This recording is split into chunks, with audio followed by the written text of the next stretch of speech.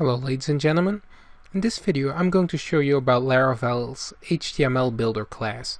This is nothing but a PHP class that offers you a variety of methods on general HTML related stuff. And sometimes this makes the construction of your views a little bit easier. Now, to get a list of all the methods available within HTMLBuilder, you can open up your web browser and Google for Laravel HTML Builder and just hit the first link right there. This is going to give you an overview of all the methods. But if you're a Sublime Text user like me, there's another way to view this file. Just open up your text editor within your project folder and hit Ctrl P, write HTML Builder, and this is also that exact same file. Alright, now if you hit Ctrl R, you get an overview of all the methods available within this file. And there are quite some methods in here. And I'm not going to show you all of them because I don't think it will be very helpful if I show you each and every one of these methods and how to use all of them. But I'm going to show you maybe 4 of these that I use a lot. And the first one of those is the script method right here. Let me see. There. What this does is it generates a link to a JavaScript file. So let's test it out. If we open up the routes.php file, you see that I've just set up a single route for the base URL, which returns the hello view. So let's open up that view. As you can see, I've just got some basic HTML in here. Now normally, if you want to include a JavaScript file, you would do the following. You would open up in your head, you would probably create a script tag in which you would set a source attribute which links to the location of your JavaScript file, such as js/script.js. But another way of doing exactly this is to use that HTMLBuilder class. Now remember, it is a PHP class, so we're going to need to write some PHP then. But we're going to echo that using this blade syntax right here. Inside the curly braces, we're going to use the HTML class. The static method that we are using will be the script method, which is just described here. Now the first argument that it takes is the location of the JavaScript file, or the URL, and all the other arguments are optional. Now, let's see. Let's try to link to a JavaScript file located at js/script.js. And let's quickly create this JavaScript file. Now this is located relative to the public folder. So if you open up your public folder, you want to create a new folder called JS, and inside it you want to create a new file called script.js. And inside this file, let's just alert some message. It worked, for instance.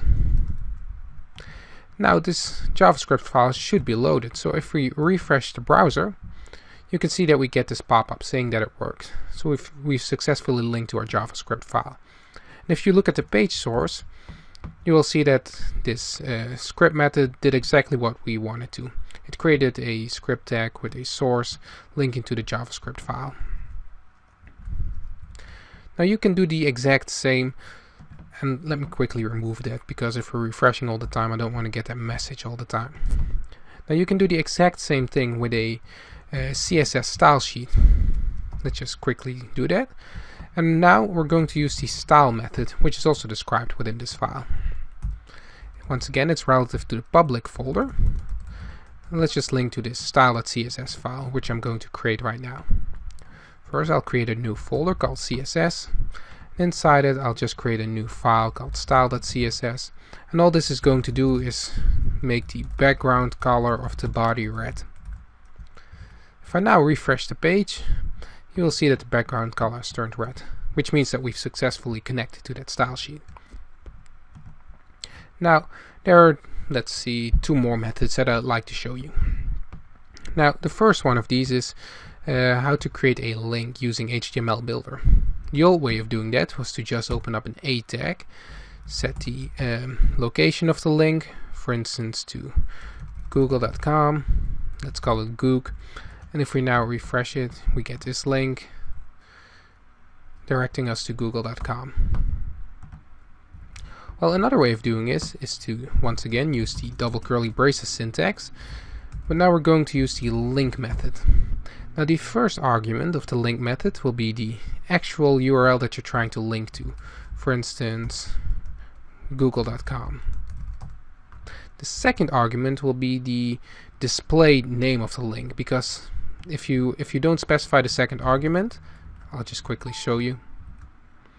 It's just going to display this entire link, and this link is already working, by the way. But if you want to display some other text and have a link anyway, you would write Goog, for instance, as the second argument. And now this is working just as before. And once again, if you look at the page source, here you see the link to the style sheet, and here you see the link that we've created. Now, suppose that we are sending along a suppose we have access over some array within this view. So I'll open up routes.php, and with it I'm going to send a list, which will be an array containing some values. For instance, banana, pear, and apple. So what this is going to do is it's going to make a list variable available within this hello.blade.php file view.